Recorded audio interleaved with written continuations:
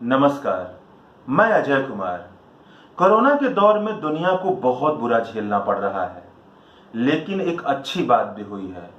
लोगों के बीच गुआहे बगाहे स्वास्थ्य और दवाइयों पर भी चर्चा हो रही है, जो पहले बिल्कुल नहीं हुआ करती थी। राजनीति और राजनीतिक के चेहरे ही केंद्र में हुआ करते थे। तो सोचा गया क्यों ना थोड़ा आयुर्वेद और परंपरागत दवाइयों से रूबरू होते हैं। तो थोड़ा दवाई के जांच परख को समझते हैं। सबसे पहले, दवाई बनाने पर किसी एक व्यक्ति, संस्था या विचारधारा का अधिकार नहीं होता है। दवाई बनाने की आजादी सबको है, जो मर्जी वो बनाए। लेकिन दवाई किसे कहा जाएगा, किसे दवाई कहकर प्रचारित किया जा रहा है या एडवर्टाइज किया जा रहा है, वह दवाई है या नहीं, यह बात दवाई बनाने से जुड़े कुछ जांच परख के तौर तरीकों पर निर्भर करता है। आयुर्वेद पर सबसे बड़ा आरोप यही लगाया जाता है कि बहुत सारी औषधियां बिना जांच परख के औषधियां या दवाइयां कहकर बेची जा रही हैं। लेकिन आप कहेंगे कि ऐसा कैसे हो सकता है? इस आरोप में बिल्कुल दम नहीं है। वजह ये कि जब मोदी सरकार ने साल 2014 में आने के बाद ही बाकायदा आयुष मंत्रालय बना दिया, जो आयुष मंत्रालय आयुर्वेद, यूनानी, सिद्ध, होम्योपैथी की निगरानी और बढ़ावा देने के लिए काम कर रहा है, बाकायदा एक मंत्रालय है, तो यह कैसे हो सकता है कि औषधियां बिना किसी जांच परख के बाजार में बिक रही हैं? तो all India people science network के सदस्य डॉक्टर एस कृष्ण स्वामी न्यूज क्लिक के एक वीडियो इंटरव्यू में कहते हैं कि साल 2014 के बाद आयुष मंत्रालय में पैसा तो खूब डाला गया, इसका बजट बढ़ाकर दोगुना कर दिया गया और इसका प्रचार भी खूब हुआ। लेकिन हकीकत यह है कि तब से लेकर अब तक आयुष मंत्रालय ने किसी भी दवा के फॉर्मुलेशन को सत्यापित नहीं किया है। आसान भाषा में कहा जाए तो आयुष मंत्रालय की तरफ से पिछले 6 सालों में एक भी दवाई का क्लिनिकल ट्रायल के आधार पर वेरिफिकेशन नहीं हुआ है। बाबा रामदेव ने परंपरागत दवाइयों की दुनिया में मौजूद इसी खामी को पकड़ करके, इसी खामी का फायदा उठाते हुए यह ऐलान कर दिया कि उन्होंने कोरोना की दवाई कोरोनिल बना ली है, जबकि हकीकत बिल्कुल उल्टी थी। हकीकत यह थी कि दवाई बनाने का रजिस्ट्रेशन ही सर्दी खांसी की दवाई बनाने के नाम पर किया गया था। इस कदम से कोरोना की बीमारी पर तो कोई असर नहीं पड़ा, लेकिन आयुर्वेद की दुनिया पर फिर से वही पुराना लांछन पुरजोर तरीके से लगना शुरू हुआ।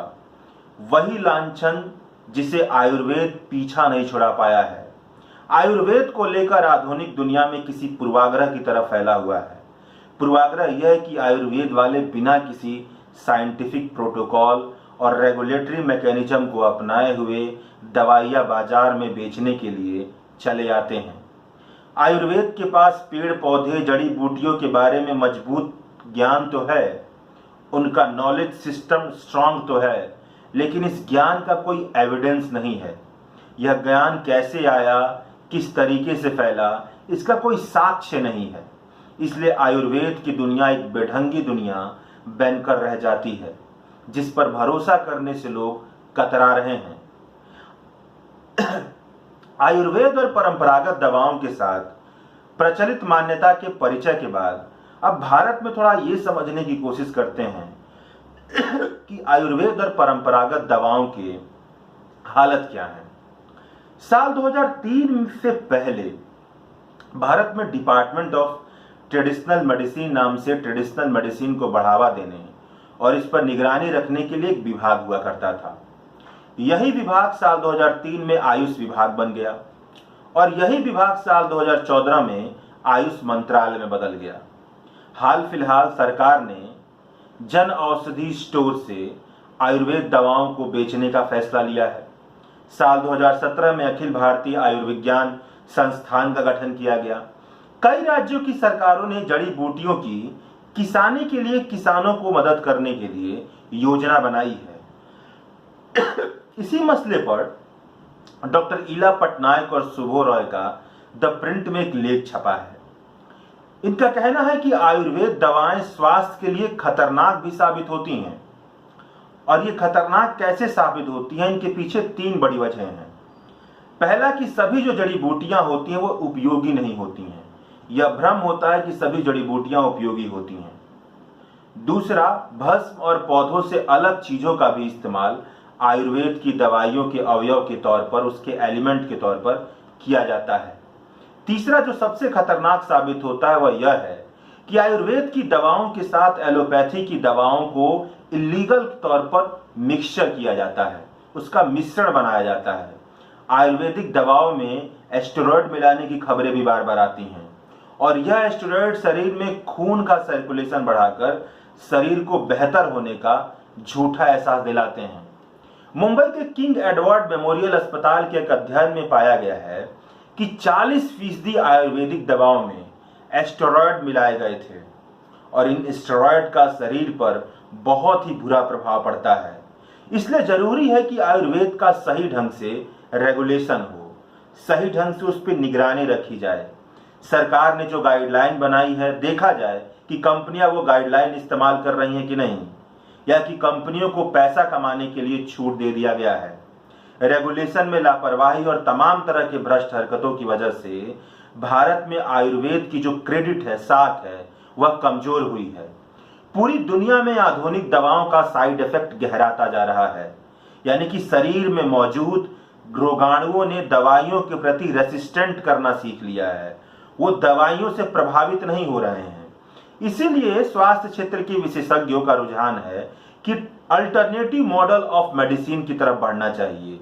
लेकिन अल्टरनेटिव मॉडल ऑफ मेडिसिन यानी कि परंपरागत दवाओं में धांधली का ऐसा हालत हिंदुस्तान में रहा तो हिंदुस्तान के ट्रेडिशनल मेडिसिन की तरफ कोई भी नहीं देखेगा।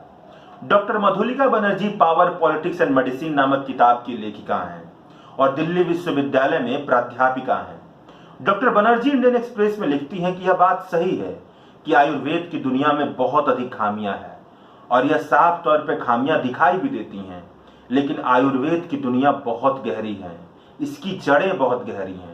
इसकी जड़ों तक पहुंचना, इसकी तहों तक पहुंचना आसान काम नहीं है। मैंने अपने 30 साल के रिसर्च के दौरान पाया है कि आयुर्वेद की दुनिया में केवल हिमालय, पातंजलि और डाबर जैसे ब्रांड के तले आने वाले उत्पाद या प्रोडक्ट सीमित नहीं हैं। परंपरागत दवाएं जैसी कैटेगरी इन्हें सही तरीके से बतला भी नहीं सकती है, ठीक से परिभाषित भी नहीं करती है। परंपरागत दवाएं कहने से लगता है जैसे कि किसी प्राचीन समय की किताब में किसी रोग का इलाज लिख दिया गया था, कोई तरीका लिख दिया गया था, उसे ही हूबहू तरीके को अपना लिया गया है, उसी की नकल की जा रही है। लेकिन ऐसा नहीं है। प्राचीन समय से लेकर अंग्रेजों के आने के पहले तक आयुर्वेद, यूनानी, सिद्ध और होम्योपैथ से जुड़े चिकित्सकों ने प्राचीन किताबों में मौजूद बहुत सारी औषधियों की छानबीन की। जो अधूरा था उसे पूरा करने का काम किया। इसके साथ नई औषधियां डेवलप की। एक दूसरे के क्षेत्रों, यानी कि ये जितने भी क्षेत्र थे, इन क्षेत्रों में आपस में जुड़े तत्वों का लेन देन हुआ। यानी परंपरागत दवाएं केवल परंपरा की नहीं थी, बल्कि इनका एक सिलसिला चलता रहा जो अंग्रेजों के आने के बाद अचानक से थम गया। जैसे भारतीय संस्कृति और परंपरा से जुड़े बहुत सारे पहलू अंग्रेजों के आने के बाद अचानक से थम गए, उन पर एक दीवार लग गया। इसके बाद दवाइयों की दुनिया में मॉडर्न बायोमेडिसिन का दबदबा शुरू हुआ हिंदुस्तान में। अंग्रेजों की हुकूमत ने आजादी से पहले और अंग्रेजों की हुकूमत से बनी भारतीय मनःस्थिति ने परंपरागत दवाओं को आजादी के बाद पूरी तरह से वैज्ञानिक तौर तरीकों से जुड़े दस्तावेजों को सारे दरवाजे परंपरागत तरीकों के लिए, परंपरागत दवाइयों के लिए सारे दरवाजे और खिड़कियों को बंद कर दिया। इसके बाद हमने यह कहना शुरू किया कि हमारी जो परंपरागत दवा प्रणाली है वह वैज्ञानिक आधार की मेथोडोलॉजी को नहीं अपनाती है। परंपरागत दवाओं से जुड़ी मौजूदा समय में प्रचलित मान्यता के विपरीत बहुत सारे आयुर्वेदिक चिकित्सक ऐसे हैं जो केवल आयुर्वेदिक दवाओं की ही सलाह देते हैं। इन्हें अपने प्रशिक्षण पर इतना भरोसा है कि यह एलोपैथी के दवाओं को गैरकानूनी तरीके से आयुर्वेद की दवाइयों के साथ बिल्कुल नहीं मिलाते हैं। बिना किसी प्रसिद्धि के लालच में अपना काम करते हैं।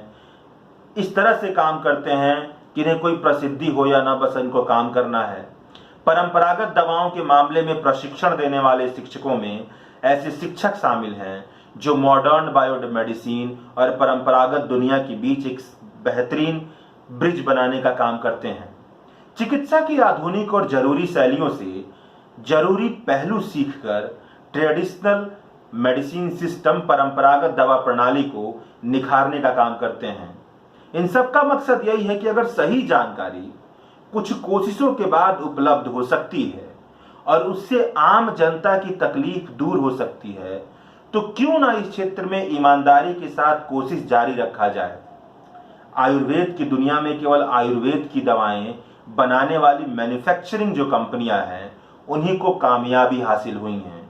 इनका पूरा व्यापार हिंदुस्तान में लगभग 30,000 करोड़ रुपए का है। इन कंपनियों ने आयुर्वेद से जुड़े जरूरी शोध पर कभी ध्यान नहीं दिया, उन प्रक्रियाओं पर कभी ध्यान नहीं दिया जो दवाइयों से जुड़े दवा को पुख्ता बनाते हैं।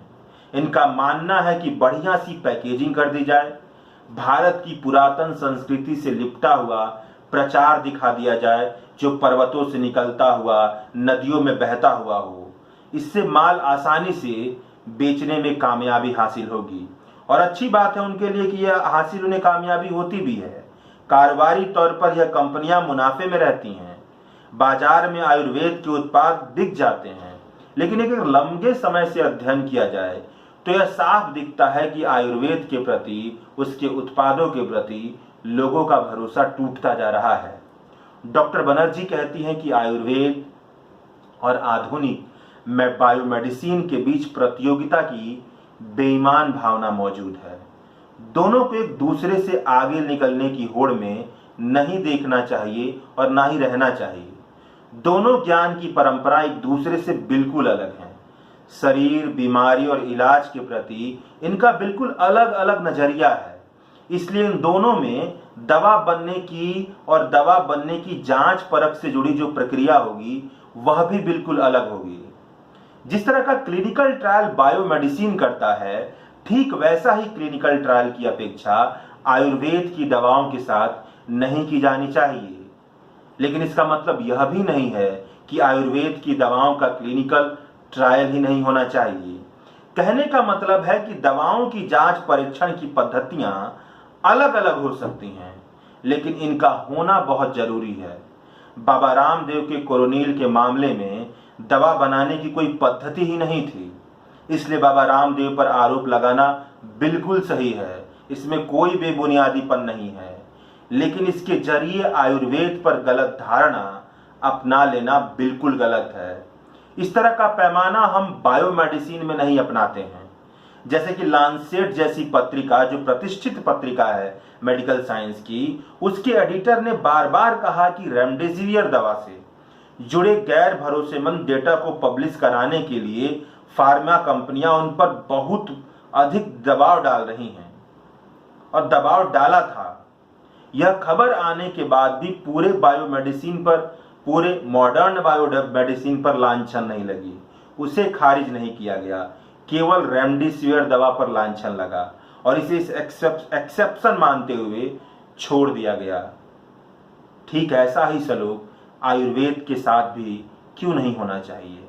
कहने का मतलब है कि अगर आयुर्वेद के खिलाफ जमकर सवाल उठाए जा रहे हैं तो आयुर्वेद के साथ अच्छा सलूक किए जाने की भी जरूरत है। और यह अच्छा सलूक तभी हो पाएगा जब आयुर्वेद से जुड़ी संस्थाएं अपने काम से लोगों के बीच भरोसा पैदा कर पाएंगी। शुक्रिया।